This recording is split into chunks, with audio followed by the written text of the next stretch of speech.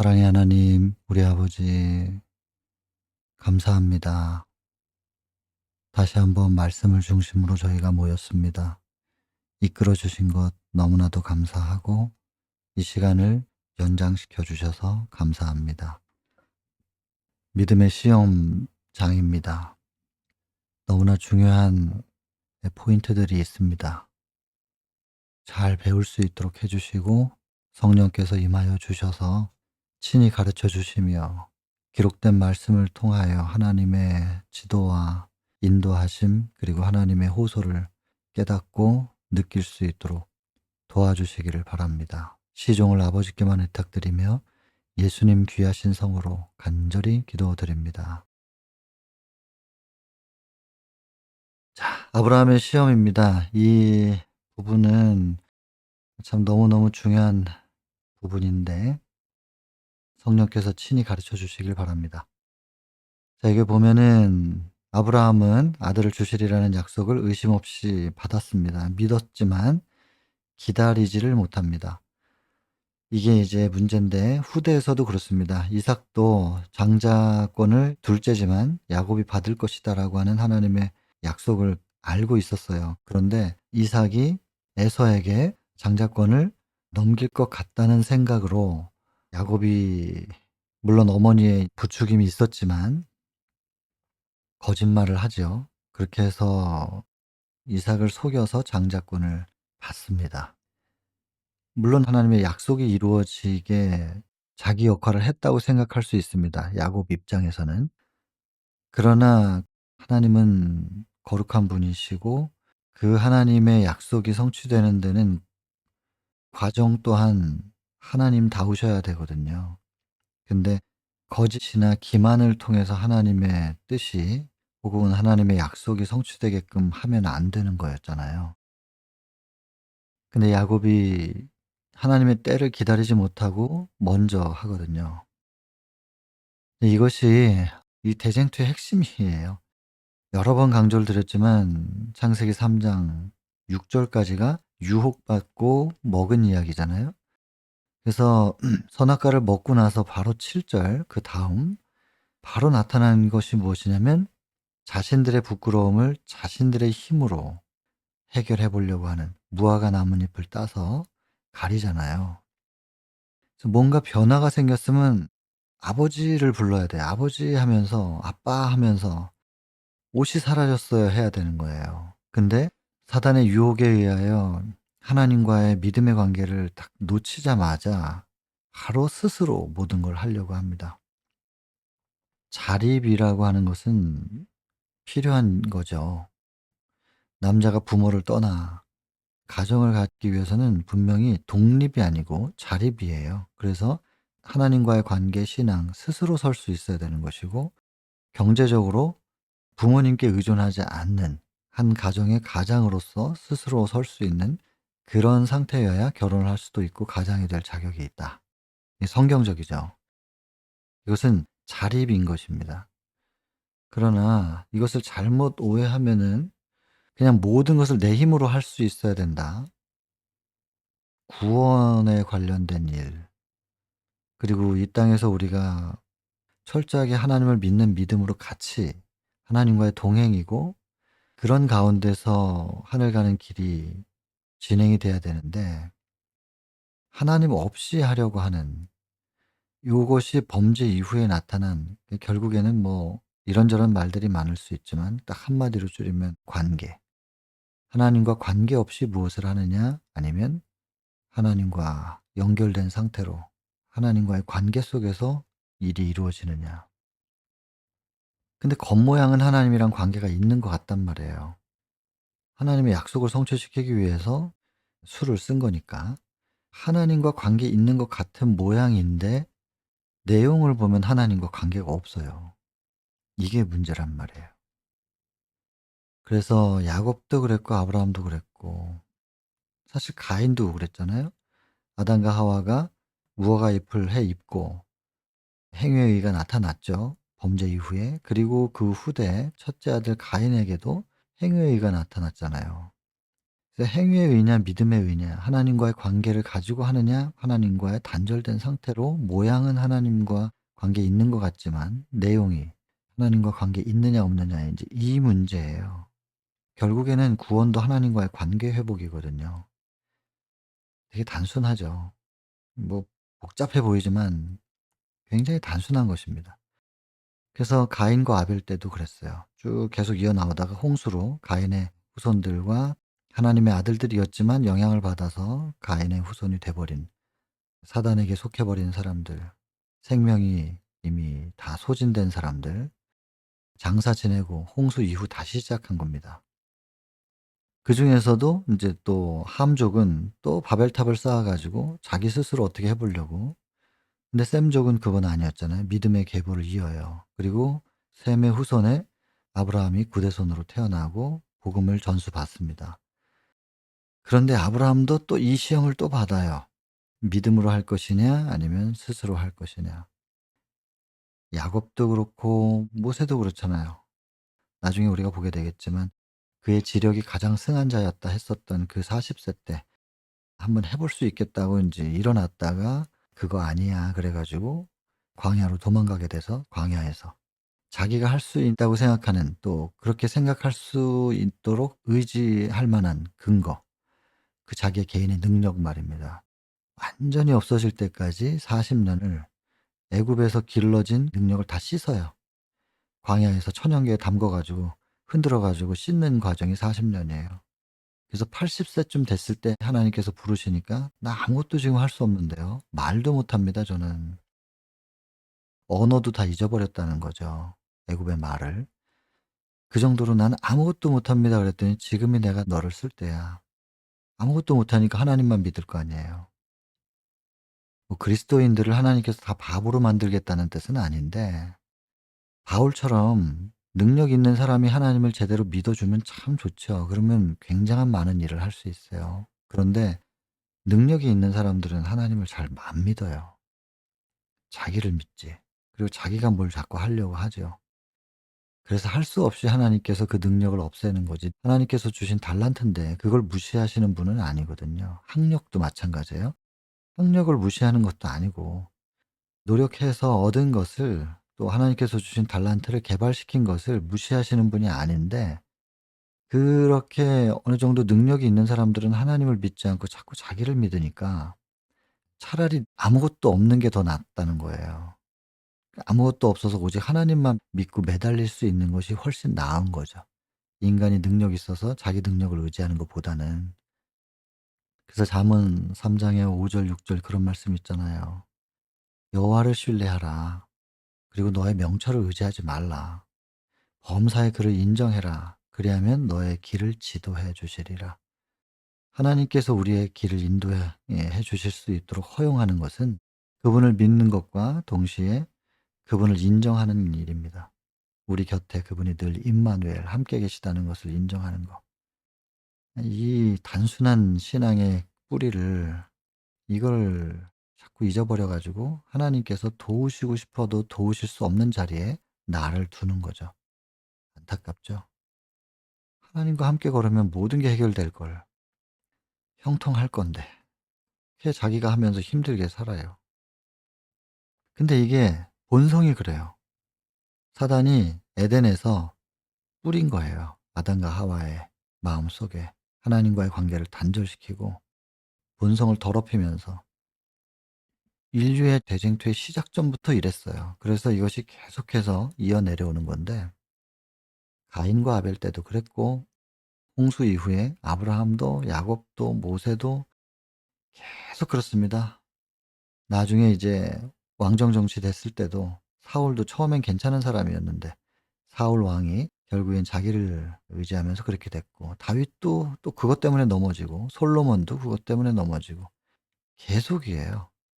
그러니 여러분, 이것이 오늘날 우리에게도 똑같이 시험이 된다는 것을 반드시 기억하시고, 믿음으로 말미암는 것이냐 나를 의지하는 행위로 말미암는 것이냐 스스로를 알아야 됩니다. 내가 지금 어디에 있는지를, 자기를 볼 줄 알아야 되는데, 내가 나를 살펴서 나를 발견할 수 있는가? 그러면 예수님 필요 없죠. 그냥 뭐 일반적으로 도교도 보면 계속 도닦게 하잖아요. 불교도 그렇고 스스로를 계속해서 돌아보게 하고 자꾸 이제 스스로 씻고 또 버리고 나누고 내려놓고 뭐 이런 가르침들인데, 스스로가 자기를 보고 다 성찰해 가지고 할 수 있으면은 뭐 예수님 왜 필요해요? 그러면은 교회 안 다니죠. 절에 다니는 게 낫죠. 거긴 일 주일에 한 번씩 안 가도 되고 십일금도 안 내도 되는데. 근데 여러분, 우리가 왜 기독교인가? 스스로가 아니고 완벽한 의의를 먼저 보여주셨어요, 하나님께서. 인간이 되셔서. 우리와 똑같은 상황에서 완벽한 의의를 보여주시면서 "이게 거울이야. 이 거울 앞에 나와서 너희를 비춰 봐." 거울에 비춰진 나를 보는 겁니다. 그 완벽한 의와 내가 어떻게 다른지. 그래서 성령은 계속해서 우리를 인도하여서 성소 바깥에서부터 동편으로 나 있는 문으로 들어가서 번제단 앞에 세워 놓는 거예요. 예수 그리스도의 완전한 사랑, 그 십자가 앞에 나를 위하여 당신의 모든 걸 희생하신 그분의 완전한 사랑 앞에 우리를 세워 두는 것입니다. 그래서 거기서 이제 애통이 터지는 거죠. 진짜 회개가. 스가랴 12장 10절부터 있는 말씀처럼. 그래서 여러분, 우리는 스스로를 알아야 되는데 내가 스스로를 성찰해서 아는 게 아니라 예수 앞에 가서, 그래서 성령의 인도하심을 따라 예수님 앞에 가서 예수님 앞에 비춰진 나를 발견하고 그 나를 스스로 또 씻으려고 하지 말고, 나의 더러움을 발견했으면 그걸 빨리 들여서 씻어 주십시오. 다윗의 회개처럼 "우술초로 나를 정결케 하소서. 내가 정결하게 되겠습니다. 나를 씻기소서. 내가 눈보다 희겠습니다." 이렇게 이제 드려야 되는 거죠.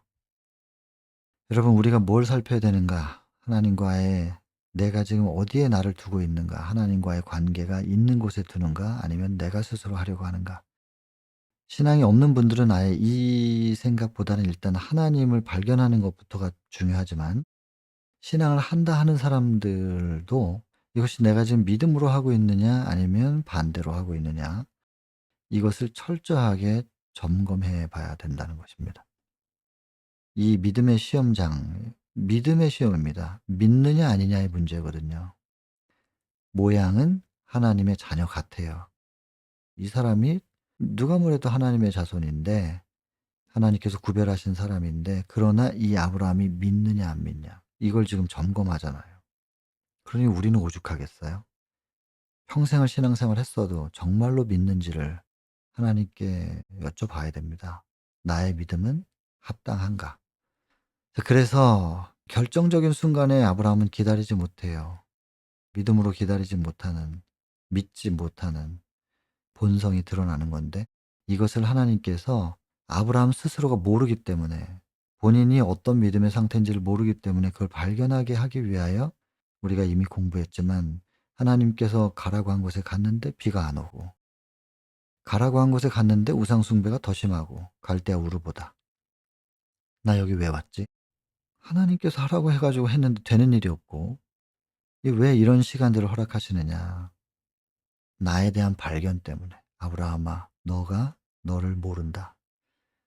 내가 너를 믿음의 조상으로, 샘플로 탁 높이고 싶은데 스스로를 모르니까 보완이 안 되죠. 수정도 안 되고. 자기를 알아야 돼요. 그래야 손을 펼칠 수 있잖아요.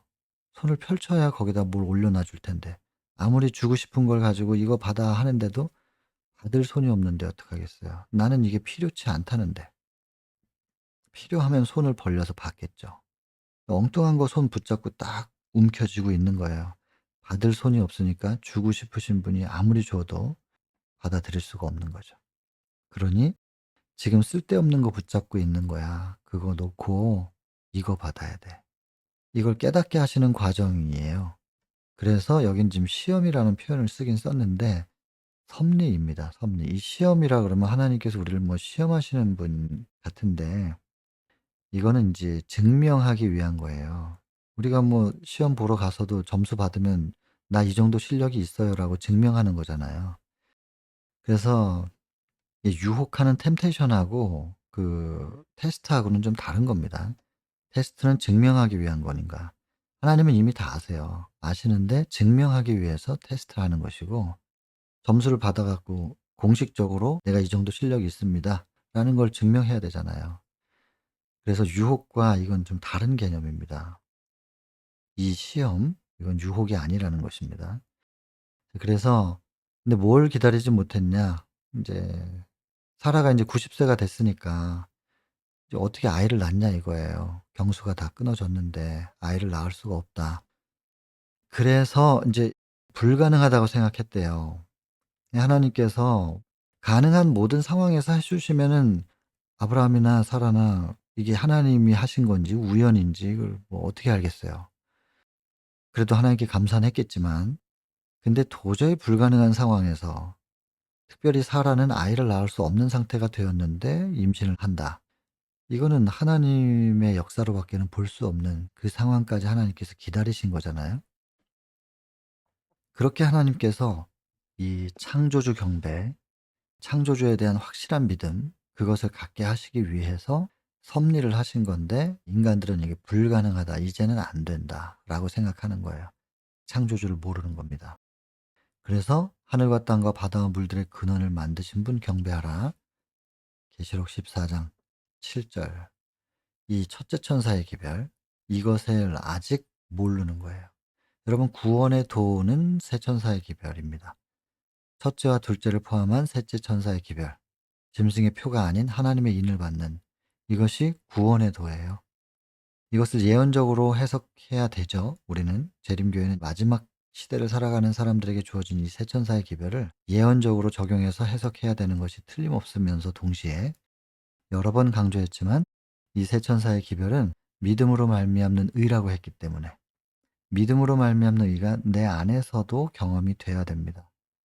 그래서 창조주를 경배하는 것이 내 심령 속에서 진짜로 그 경배가, 믿음이 회복돼야 되고, 그것을 통하여 창조주를 경배했더니 내 본성이 하나님의 그 창조의 능력으로 인하여 어떻게 제어가 되고, 그래서 내 본성에 씨가 싹이 트고 열매를 맺지 않고 그것이 가죽옷에 의해서 철저하게 제어되어서 눌려지는 거예요. 그리고 예수 그리스도의 임재의 빛으로만 충만하게 되어서 우리로부터 흘러넘치는, 가득 차 있으니까 걸을수록 출렁출렁 넘치는, 그것이 예수 그리스도의 임재의 빛, 그분의 품성, 그분의 향기, 이것이 우리의 눈빛과 표정과 말과 몸짓과 우리가 걸어가는 발자국을 통하여 발산되는 것, 이것이 곧 믿어서, 다시 말해서 영접해서 하나님을 내 속에 영접해 가지고 이루어지는 나의 의가 아니라 그분들이 우리 안에서 발산하는 의. 그래서 이게 믿음으로 말미암는 의. 근데 여호와의 선하심은 맛보아서 아는 것이라고. 이걸 경험으로 알아야 되는 거지 이론으로 되는 건 아니란 말이죠. 그러니까는 이 구원의 도가 모든 사람에게 똑같이 적용돼야 돼요. 그러나 새 천사의 기별의 단계는 예언적으로 때가 있어요. 그래서 예언적 해석은 분명히 우리가, 특별히 재림교인들은 새 천사의 기별을 예언적으로 해석하는 것을 알아야 되지만, 그러나 이것을 구원의 도 측면으로 생각한다면 마지막 때가 아니더라도 어느 시대에 있는 사람들도 전부 이 믿음으로 말미암는 의의 구원, 이것을 통해서 얻는 구원, 이 새 천사의 기별의 단계는 내면적으로는 다 경험해야 됩니다. 그래서 아직은 여기 지금 창조주에 대한 확실한 믿음을 못 갖고 있는 상태가 보여져요. 불가능하다고 생각하잖아요. 그래서 하갈을 통해서 사라는 더 이상 아이를 못 낳으니까 이렇게 인제 자기들의 수단과 방법으로 뭔가를 시도하려고 하는 거죠. 무화과 잎을 따는 거하고 똑같은 거예요. 가인이 자기가 농사 지은 것 같고 제사 드린 거하고 똑같고, 야곱이 자기 수단 방법으로 장자권 얻으려고 하는 것도 그렇고, 똑같은, 이것이 계속 반복되니까요. 이렇게 긴 역사를 통해서 반복되어 온 대쟁투의 초점, 이걸 우리가 명확하게 알고 내 안에서는 정말로 믿는가 아니면 내가 하는가, 이걸 계속해서 스스로 점검할 수 있어야 된다고요. 말씀이 있으니까, 말씀의 기준으로. 그래서 여기서 지금 보면 이 13장 이 챕터의 핵심 포인트가 뭐냐면, 첫 번째, 자기가 지금 믿지 못하고 있다는 이 불신을 깨닫게 하시는 하나님의 여기서는 시험이라는 표현을 했는데 이 시험이라는 단어에 오해가 있을까 봐 하나님의 섭리입니다. 깨닫게 하시는 하나의 섭리, 하나님의 섭리. 그리고 이걸 깨닫잖아요? 그러면 이 깨달은 '지금 내 믿음이 온전치 못한 것이구나.'라고 깨달으면 이제 수정할 수 있어요. 그가 깨달았기 때문에. 이걸 하나님께 내놓고 "저 이거 어떡하죠?" 그러면 하나님께서 수정해 주고 보완해 주셔서 높은 표준, 높은 표준에 이를 때까지 쭉 성장시키시는 겁니다. 자기가 깨닫지를 못하면 이끌어 주실 수가 없으니까. 깨달음이 먼저고 깨닫게 하시는 섭리, 그다음에 깨닫고 나면 끌어올리시는 거예요. 쭉 이끌어 올리시는 거예요. 그러면서 인제 끝내 증명을 하셔야 되잖아요, 믿음의 조상으로 세우려면. 증명하시기 위한 하나님의 마지막 섭리가 이 챕터에서는 계속 시험이라고 표현하지만 마지막 섭리가 이제 펼쳐집니다. 그때 내면에 치열한 대쟁투가 있습니다. 사단이 아브라함 속에 무슨 생각을 계속 집어넣나요? 여러분 빌립보서에 4 장에 보면 6절 7절 보면은 "아무것도 염려하지 말고 오직 모든 일에 기도와 간구로 너희의 구할 것을 감사함으로 하나님께 아뢰라." 그랬습니다. 그렇게 하면 모든 지각에 뛰어나신 하나님의 평강이 그리스도 예수 안에서 너희의 마음과 생각을 지키시리라 이렇게 돼 있거든요. 여러분 이거 얼마나 중요한 성경절인지 몰라요. 다른 어떤 것보다도 마음과 생각을 하나님께서 지켜 주실 수 있도록 우리가 구하는 자리에 있어야 된다니깐요. 사단이 우리 속에 자꾸 사단의 생각을 불어넣어요. 사단의 생각에 씨를 뿌린다고요. 그래서 자꾸 미워하게 해요. 시기하고 질투하게 해요. 그리고 자꾸 오해하게 만들어요. 뭐라고 말하는 소리가 안 들렸는데 표정을 보니까 나를 욕하는 것 같아. 뒤에서 수근수근하고 있는 것 같아. 뭐 이런 식으로 오해하게 만들고 말입니다. 말을 와전시키고. 사단이 얼마나 교활하고 치졸하게 활동하는지 몰라요.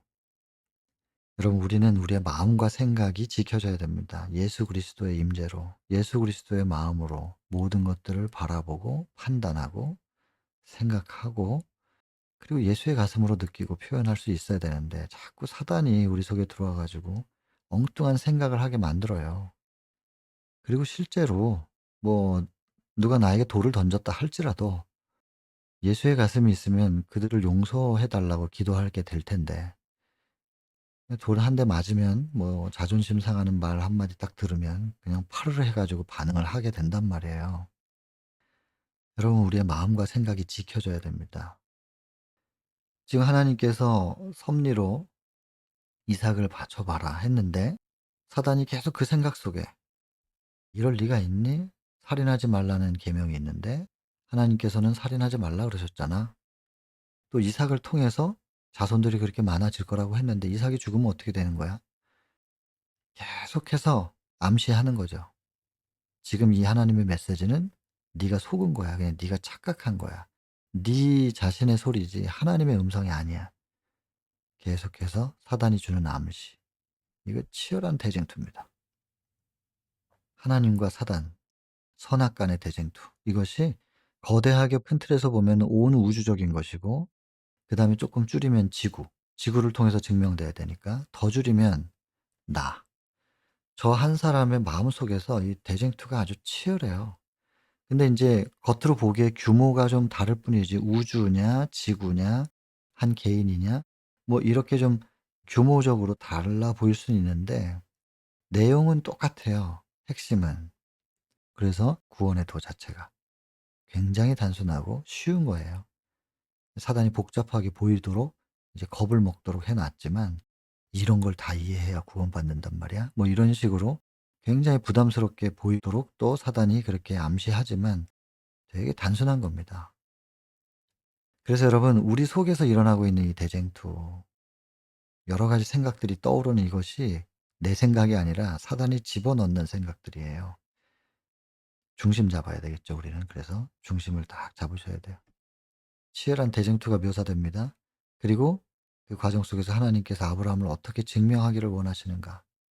그래서 여러분 또 반복해서 말씀드리지만 창세기보다는 욥기가 먼저 기록돼 있고 욥기라고 하는 그 책을 기록한 이후에 창세기부터 쭉 인류의 대쟁투의 역사를 기록을 하는 건데 왜 그러냐? 왜 인류의 대쟁투의 역사를 살피기 전에 우리가 무슨 관점을 가져야 되는 것이냐. 참소자가 있다는 거, 우리를 고소하는 자가 있다는 것과 하늘에 회의가 있는데 거기 참석해 가지고 우리를 고소하는 욥기 1 장부터 시작하잖아요. 근데 하나님은 그 사단의 참소 앞에서, 그리고 그것을 들은 온 우주의 배심원들이 있잖아요. 그들 앞에 우리를 증명하셔야 된다는 거. 그리고 우리의 증명을 통하여 하나님은 당신 자신 또한 증명을 하십니다. 사단이 하늘에서 하나님을 향하여 증명해 보세요 라고 하는 도전을 했기 때문에 하나님이 당신 자신을 증명하면서 동시에 우리 인류를 증명하시는 거예요. 그리고 온 우주의 대쟁투를 끝마치시려고 하는 거거든요. 그래서 이 증명이라고 하는 단어는 대쟁투에서 너무너무 중요한 것입니다. 그래서 나중에 야곱의 환란도 이 증명 때문에 그 마지막 그 극소수의 사람들이 경험하게 될 일이에요. 온 우주의 대쟁투를 끝마치고 마침표를 딱 찍을 수 있는 그 마지막 남은 사람들 14만 4천인데, 그 사람들이 왜 이것을 겪어야 되느냐, 그 야곱의 환란을. 증명 때문에. 이 증명으로 대쟁투가 끝납니다. 그래서 뭐 대단히 중요한 표현이니까 꼭 좀 기억해 주시고, 또 각 시대별로 이 증명은 온 우주의 대쟁투를 끝마치기 위한 증명이 필요하고 그 증명해낼 무리들이 필요한데, 우리 개인도 구원을 위해서는 모두가 다 욥기 앞에 서야 됩니다. 예외가 없습니다. 욥이 괜히 하나님께 충성하겠습니까? 하나님께서 주신 게 있고 욥은 받은 게 있으니까 그런 거죠. 이런 거고, 아브라함 2번이나 거짓말하고 자기 살기 위해서, 그리고 기다리지 못하고 이스마엘을 낳았는데 어떻게 믿음의 조상이 됩니까? 사단은 어떻게든 참소할 게 있어요. 그것을 또 하나님은 증명해 하셔야 되거든요. 다 맞는 사실이잖아요. 아브라함이 잘못한 거 맞고 다 사실인데, 그러나 지금은 아니야. 지금은 네 말대로 사실인데, 그렇게 불완전한 모습, 그런 것들이 드러난 것은 네가 그들 속에 너의 생각의 씨를 뿌려 가지고 본성을 더럽혀서 나타난 것이지 않느냐. 원래는 그렇지 않아. 내가 창조했을 때는 그런 게 아니었어. 사단은 하나님의 창조가 온전하지 못해 가지고 이렇게 되는 겁니다. 이렇게 주장하는 것이고, 결국에는 아브라함 통해서 혹은 저라고 하는 사람 한 사람을 통해서 쭉 대쟁투가 가다가 어디에 결론이 닿냐면 하나님의 창조가 온전하지 못한 거예요. 하나님은 창조주로서 온전한 분이 아니에요. 그렇게 경배받을 만한 분이 아니에요. 그렇게 온전하지 못한 하나님이 그 정도 경배를 받는다면 나도 경배받아야 돼요. 이게 사단의 목적이거든요. 하나님은 내 자녀들은 원래 그런 사람들이 아니었어 라는 주장이고, 사단은 원래 그랬어요 이건 거고, 하나님은 네가 그 본성을 더럽혀 놔서 저렇게 저런 모습이 나타나는 것이지만, 그래서 네 말이 사실이긴 하다. 보이는 것은. 그 2번 거짓말한 것도 맞고 이스마엘 낳은 것도 맞는데, 그러나 지금은 아니야. 지금은 다른 사람이 됐어. 지금은 내 자녀야. 사단은 증명해 보세요. 그러니까 하나님께서 누구도 반론을 제기할 수 없는 확실한 테스트 하는 거죠. 이삭을 한번 그럼 번제로 드리라고 해 보겠다. 재산 다 없어지고 자녀들 다 죽고 자기 자신도 병들고, 그런 상황에서 욥이 어떻게 하는지 한번 보자. 시험하는 그 포인트도 전부 다 사단이 하자 그랬던 거예요. 하나님이 많이 줬으니까 충성하자 그랬더니 그래 그럼 내가 준 거 다 회수해 볼게. 2번째 회의에서 그러잖아요. 몸을 쳐 봅시다. 사단이 그러잖아요. 하나님께서 생명은 건드리지 못한다. 죽고 사는 문제는 하나님께서 허락하셔야 되는 부분이니까 그건 건드리지 못한다. 그랬더니 사단이 알았습니다. 그리고 가 가지고 병을 준 거예요. 하나님이 주신 게 아니고 사단이 준 거예요. 이제 그런 식으로 욥을 증명해 냈잖아요. 아브라함도 마찬가지. 증명하는 과정이거든요, 이거. 근데 아브라함을 증명하면서 하나님께서 당신 자신을 또한 증명하셔야 되거든요. 사단이 하나님께도 도전했기 때문에. 하나님도 참소했으니까. 그래서 이삭을 바치는 부모의 마음, 얼마나 괴로워하는지를 온 우주가 다 쳐다보고 있었거든요. 아브라함이 그 3일 동안 얼마나 괴로워하는지. 당시의 나이에도 오늘날보단 수명이 길었지만 120세면은 노인이었는데, 그 노인이 이 젊은 활기가 없는 육신일 수밖에 없잖아요. 외형도. 그 걸음 한 걸음이 가볍지 않은 그 노인이 마음의 무게까지도 너무 크게 짊어지고 3일 길을 금식하며 가고, 노인분들이 하루도 금식 잘 못하시거든요. 왜냐하면 축적돼 있는 게 없고 근육량이 많이 줄어 있기 때문에 에너지를 저장할 수 있는 공간이 없어요. 그래서 노인들은 식사를 꼬박꼬박 하셔야 된단 말이에요. 근데 금식하며 3일 길을 가요. 나중에는 산에 오를 때 밑에서 다 읽으셨겠지만 얼마나 사랑스럽게 표현해요, 이삭이.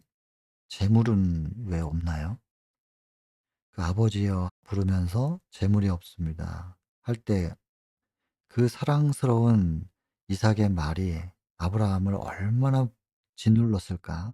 사랑스러운 이 아들을, 뭐 한국 표현으로 하면 눈에 넣어도 아프지 않을 것 같은 그 아들을 자신의 손으로 피 흘리게 해야 되는 그 아브라함의 그 가슴을 잘 묘사했잖아요. 글로 표현하는 데는 한계가 있겠지만 우리가 깊이 묵상을 해 봐야 될 겁니다. 깊이, 깊이 묵상해 봐야 될 거예요. 그 모습을 온 우주가 다 보고 있어요. 그러면서 비교할 수 없는 거죠. 비교할 수 없지만 아무튼 인간의 입장에서는 그보다 더한 시험은 없는 거 아니겠어요? 그리고 온 우주가 괴로워하는 아브라함의 모습을 꼼꼼히 보게 됩니다. 순간순간을 다 지켜보고 있을 때. 그 과정 속에서 아브라함을 증명하시면서 하나님께서는 "그래도 너는 이젠 족하다."라고 말해 줄 사람이 누군가가 있잖아요. "이제는 되었다. 이만하면 되었다."라고 중단시키셨단 말이에요, 하나님께서. 그러나 하나님은 중단시킬 수가 없어요. 당신의 아들이 진짜로 죽어야 돼요. 그것도 80 년짜리 인생이 죽은 게 아니라 영원한 신의 생명이 진짜 죽은 거예요. 그리고 우리 시대소망에서 공부했지만 하나님께서 다시 살리신 것이고, 그것을 증거할 이들이 예수님의 제자들. 그래서 사도행전이 그렇잖아요. 예수 그리스도의 사랑과 희생. 근데 하나님께서 그것을 받으시고 다시 살려내셨다. 하나님께서 살려내셨다. 이 일을 증거할 이가 우리다. 이렇게 주장한단 말이에요, 성경이. 그러니 하나님은 진짜로 당신의 아들을 신의 생명이 죽는 것을 허락하실 수밖에 없었던 거예요. 진짜 피 흘리게 된 거죠. 아브라함은 "이제 족하다. 피 흘리지 말라." 하고 중단할 수 있었는데 하나님은 중단할 수가 없었던 거예요. 그래서 비교는 안 돼요. 아브라함의 고통과 하나님의 고통을 비교할 수 없지만 그래도 일말이라도 보라는 거죠. 그리고 나도 내 아들을 이렇게 희생시켜야 된다는 것을 하나님이 당신 자신을 또한 증명하시면서 "내가 이렇게까지 사랑하고 이런 사랑으로 너희에게 호소하고 있는 거야. 돌아오라고. 그리고 하늘로 이끌기를 원하고 우리 처음처럼 그렇게 함께하자. 그렇게 서로 사랑하자." 이 호소를 하고 계시는 겁니다. 그래서 이 13 장의 핵심 포인트는 불신을 깨닫게 하시는 하나님의 섭리와, 그리고 그것을 깨달았을 때 하나님께 인제 매달리겠죠. 믿음 없음을 깨달았으니까 인제 매달리는 거예요. 그러면 하나님을 딱 붙잡기만 하면 하나님께서 쫙 이끌어 가지고 높은 표준으로 이끌어 올리시는 것입니다. 그 과정에서 하나님께서 우리를 증명하시고, 또 증명되지 않도록 사단이 어떻게 암시하고 역사하는가, 그것에 대해서 눈에 보이진 않지만 치열한 대쟁투가 있음을 묘사하고 있습니다. 마지막으로 이 아브라함의 시험을 통하여 하나님께서 당신 자신이 어떤 것을 겪으셔야 되는지를 우리에게 알리시면서 호소하시는 거죠. "이렇게 사랑하고 있다." 그리고 "돌아오라고." 호소하고 계시는 것입니다. 이 네 단계가 이 13 장의 핵심이라고 볼 수 있겠습니다. 스토리를 너무 잘 알고 계시기 때문에. 그래서 지금 하갈을 통해서 결혼을 했는데 여주인을 멸시하죠. 그랬더니 이제 사라가 인제 본인이 추천했으면서도 너무나 화가 나니까 하갈을 학대를 해요. 그러니까 또 도망을 가고, 그랬더니 천사들이 가서 그 하갈에게 "사라의 여종 하갈아." 이렇게 불러요. 그냥 하갈아 이렇게 불러도 되는데 왜 그렇다고요? 이유가 나왔죠. 여자의 지위와 의무를 상기시켜 주기 위하여. 너의 여주인에게로 돌아가서 수종하고 수하에서 복종하라. 그리고 너의 고통은 내가 안다. 여러분, 하나님의 약속이 아브라함을 통해서 이루어질 텐데 그 후손을 통하여 메시아가 태어날 거라는 거를 아브라함의 식솔들이 알고 있었겠죠. 근데 사라가 그 통로 역할을 못하게 됐다는 걸 알고 자기가 이제 된 거예요. 종이었는데. 그리고 나서 인제 사라가 추천해 가지고 그렇게 된 건데 사라를 멸시해요? 이거 나쁜 마음이잖아요. 이거 죄된 마음이죠. 근데요, 하나님이 이 하갈을 긍휼히 여기세요. 이해해 주시는 거예요, 이해. 죄가 괜찮다는 게 아니라 죄된 마음이 괜찮다는 게 아니라 그 입장을 이해를 해 주신다니깐요. 하갈은 하갈대로 회개할 수 있도록 이끄시지만 잘못은 잘못이니까, 죄는 죄니까. 그러나 그럴 수밖에 없는 인간의 연약함을 이해해 주시는 하나님이 여기서 나타나요. 그리고 나중에 뭐 읽어 보셨겠지만 이 사라가 이 하갈과 이스마엘 쫓아내라고, 이것도 본인이 추천해서 제안해 가지고 한 건데 아브라함을 탓하고 그다음에 쫓아내라 그러고, 이것도 복음적인 마음은 아니잖아요. 근데 하나님께서 그 사라를 책망을 안 해요. 책망하지 않고 사라의 소원대로 들어주라고 그렇게 아브라함에게 권하잖아요. 그래서 이게 그 상황을 보면 뭐 복음적인 상황이 아니에요. 다 사단이 그냥 망쳐 놔 가지고 엉망진창인 상황이죠, 아브라함의 가족이. 근데 하나님께서 양쪽 다 사라도 하갈도 책망하지 않으시고 이해해 주신단 말이에요, 그 입장을. 다시 말씀드리지만 복음적이지 않은 마음이 괜찮다, 절대로 그런 뜻이 아니에요.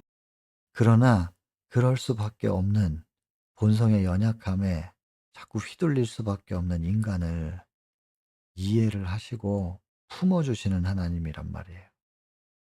네가 그럴 수밖에 없는 입장이었다는 걸 내가 알아. 네가 약하니까.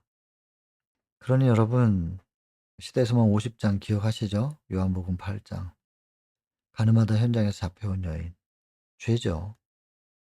나도 너를 정죄하지 않겠다. 그러나 그것이 죄는 죄니까 가서 다시는 죄를 범치 말라. 아무리 가난해도 그렇게 돈을 벌지 말고 나에게 간구하라고. 죄는 죄대로 알려주시면서도 그럴 수밖에 없었던 입장에 대하여 그 연약함과 죄된 본성 때문에 흔들릴 수밖에 없는 죄인을 긍휼히 여기시고 그렇게 사랑하시는 분이시라는 거. 그러나 죄는 죄라고 명확하게 밝히시고 분리돼야 된다는 걸 알려주시면서 나를 믿으면 내가 분리될 수 있게 해줄게. 답도 주시는 분이에요. 방법도 알려주시고. 그래서 죄를 묵인하는 분은 아니지만 죄인의 입장을 이해하시고 긍휼히 여기시고 이렇게 품으시는 분이라는 것에 대하여 우리는 꼭 좀 기억했으면 좋겠습니다. 하나님의 품성에 대해서 끊임없이 사단은 오해하게 만들기 때문에 하나님의 사랑이 어떠한가, 이것을 우리는 그냥 매 챕터마다 꼭 확인을 해야 된다. 인간은 자꾸 잊어버리니까요. 그래서 이스마엘 뜻이 뭐예요? 하나님이 들으신다라는 이런 뜻으로 이름 지으라고 하시고 다시 데리고 들어와요. 근데 인제 도망갔었는데 데리고 들어오는데 인제 그러다가 아브라함이 인제 100 세가 됐어요. 이스마엘을 아브라함이 86 세에 낳습니다. 요거는 창세기 16장 16 절에 근거해서 아브라함이 86세 이스마엘을 낳았고 그다음에 인제 이삭은 100 세에 낳았으니까 이삭이 태어났을 때 이스마엘은 14 살이죠. 그래서 도망갔다가 데리고 와서 한 14년 또 아브라함의 품에서 키워요. 그랬는데 그때 이삭이 인제 태어나는 거예요. 근데 이삭이 태어나기 전에 하나님께서 뭐라 그러냐면 100 세쯤 됐을 때 약속을 다시 반복하니까 아브라함이 하나님께 뭐라 그래요? "이스마엘이나 하나님 앞에 살기를 원합니다." 이거 여러분, 이거 읽으면서 어떠셨어요? 이게 그 장면이 머릿속에 그려지세요? 아들에 대한 약속을 75세 때 받았어요. 그리고 갈대아 우르에서 떠나 가지고 가나안으로 와 가지고 지금 100세 됐으니까 25 년을, 인간의 인생에서 25 년이 결코 짧은 시간이 아니잖아요. 근데 그 25 년을 하나님은 계속 말씀으로 약속만 해요. 마치 공수표 날리듯이 계속 약속만 하는데 약속이 성취될 기미가 안 보여요. 그러다가 사라는 도저히 인제 아이를 낳을 수 없는 상태가 돼 버렸어요, 몸 상태가. 그렇다고 해서 아브라함이 삐지거나 하나님을 안 믿거나 그러지는 않았지만, 하나님을 믿긴 하지만은 인제 이 약속은 "아이 됐어요." 이러는 거예요 지금. 25 년을 얘기하셔 놓고선 아직도 안 됐는데 뭘. 됐어요 그냥. 그냥 이스마엘이나 하나님 앞에 좀 잘 살게 좀 해 주세요. 쪼끔 삐진 건데 그렇다고 하나님과 완전히 관계를 단절하거나 '하나님은 신이 아니다.' 뭐 말씀이 성취가 안 되니까 이러면서 돌아서지는 않았어요. 그러나 살짝 좀 삐진 거죠. 그래 갖고 이렇게 표현해요. "이스마엘이나 좀 잘 살게 해 주십시오. 그냥 됐어요." 이런 표현인데, 하나님하고 이렇게 대화를 할 수가 있을까? 이 가만히 계속 진도가 안 나가고 말이죠. 이 대화에서 쳐다보고 있게 돼요. '아브라함이 하나님이랑 정말 친했구나.' 인제 시편의 25편 14 절이죠. 거기 보면 "하나님의 친밀함이 경외함에 있다." 그랬거든요. 아브라함이 하나님을 어떻게 경외하느냐에 따라서 하나님께서 아브라함을 그렇게 친하게 여기실 수 있는 거죠. 우리가 어떻게 하나님을 경외하냐, 경배하냐, 믿느냐 같은 뜻인데, 그거에 따라서 하나님과의 우리와 거리가 정말 친한 거예요. 정말 친하니까 이런 식으로 표현을 하죠. "이스마엘이나 좀 잘 살게 해 주세요." 그랬더니 하나님께서 "사라여야 돼. 사라가 정말로 아들을 낳을 거야. 그리고 너는 아들 낳으면 이름을 이삭이라고 그래." 구체적으로. 그러면서도 하나님께서는 그 아버지의 기도에 무심하지 않으셨다. 이스마엘을 위한 아브라함의 기도를. 비록 이것이 믿음의 자손이 아니잖아요, 이스마엘은. 믿음의 자손이 아니고 불신 때문에 태어나게 된 사람이잖아요, 이스마엘이. 그럼에도 불구하고 이스마엘을 향한 아버지, 육신의 아버지로서의 사랑의 마음이 있단 말이에요, 아브라함에게. 믿음의 열매가 아닌데도 불구하고 그 아브라함의 아버지로서의 마음을 하나님께서 헤아리시고 이스마엘에게 복 주시겠다고 약속하시잖아요. 어쩔 때 보면 하나님도 속이 없어요. 속 없는 분이에요. 참 좋으신 하나님. 그래서 여러분, 이렇게 해서 이스마엘이 인제 태어나고 또 이스마엘도 하나님께 복을 받는데, 이스마엘은 인제 오늘날 보면 무슬림, 그 이슬람교의 인제 뿌리입니다. 그래서 이슬람 교도들은 이스마엘이 아브라함의 장자라고 믿어요. 그래서 하나님의 인제 그 계보를 쭉 따라오면 아브라함인데, 아브라함의 장자가 이스마엘이고, 이스마엘을 통하여 나중에 그 무하마드라고 하는 이슬람의 예언자죠. 통하여 인제 이게 교세로 하나의 종교가 돼 버리는 건데요. 그래서 하나님을 믿죠. 무슬림은 하나님을 믿죠. 그래서 하나님을 믿는데 예수님은 인제 그냥 선지자 정도로만, 메시아가 아니고. 왜냐면 이삭의 후손이거든요, 예수님은. 그래서 나중에 이삭의 후손들이 유대교가 되고 유대교에서 태어난 예수 그리스도께서 기독교를 인제 만들게 되는 거죠. 그리스도교니까 그게 기독교잖아요. 그렇게 되는 거예요. 그래서 이슬람 교도들은, 무슬림들은 예수님을 메시아라고 보진 않고, 장자의 후손이 아니니까. 그러나 선지자 정도 된다, 이제 이렇게 보는 거고. 하나님은 다 믿는 사람들이고. 그래서 오늘날에 유대교도 하나님 믿어요. 그다음에 무슬림도 하나님 믿어요. 기독교도 하나님 믿고 천주교도 하나님 믿고. 그래서 다 하나님은 믿어요. 근데 예수님에 대하여 어떻게 생각하고 있는가? 유대교하고 이슬람, 무슬림은 예수님 안 믿어요. 예수님을 신이라고 생각 안 해요. 그다음에 천주교하고 기독교는 예수님도 신이라 그래요. 근데 천주교는, 가톨릭은 이게 그리스 로마 신화하고 섞이다 보니까 마리아도 신이에요. 베드로도 신이고 사람이 신이 돼요. 이렇게 인제 이 참 복음에 이것저것 붙어 가지고 별다른 그런 이제 종교들이 만들어진 역사가 이제 있죠.